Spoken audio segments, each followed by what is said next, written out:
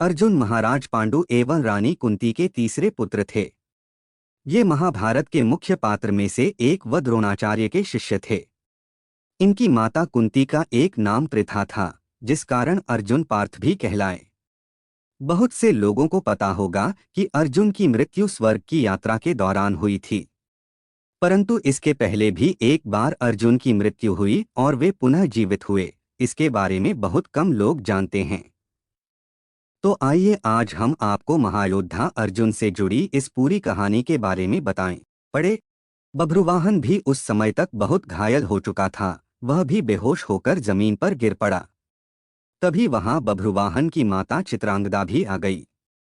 अपने पति व पुत्र को घायल अवस्था में धरती पर पड़ा देख उसे बहुत दुख हुआ।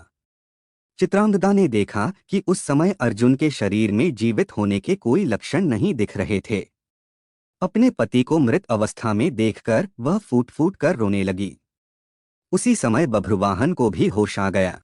पुनर्जीवित हुए अर्जुन, जब बभ्रुवाहन ने देखा कि उसने अपने पिता की हत्या कर दी है तो वह भी शोक करने लगा। अर्जुन की मृत्यु से दुखी होकर चित्रांगदा और बभ्रुवाहन दोनों ही आमरण उपवास पर बैठ गए। जब नागकन्या उलूपी ने देखा कि चित्रांगदा और बभ्रुवाहन आमरण उपवास पर बैठ गए हैं तो उसने संजीवन मणि का स्मरण किया। उस मणि के हाथ में आते ही उलूपी ने बभ्रुवाहन से कहा कि यह मणि अपने पिता अर्जुन की छाती पर रख दो। बभ्रुवाहन ने ऐसा ही किया।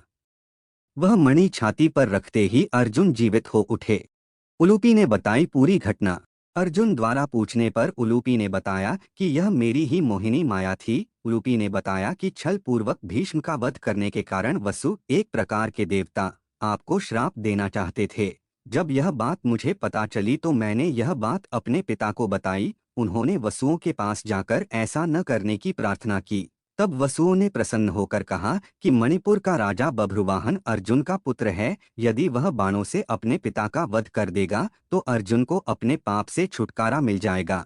आपको वसुओं के श्राप से बचाने के लिए ही मैंने यह मोहिनी माया दिखलाई थी। इस प्रकार पूरी बात जानकर अर्जुन, बभ्रुवाहन और चित्रांगदा भी प्रसन्न हो गए। अर्जुन ने बभ्रुवाहन को अश्वमेध यज्ञ में आने का निमंत्रण दिया और पुनः अपनी यात्रा पर चल दिया।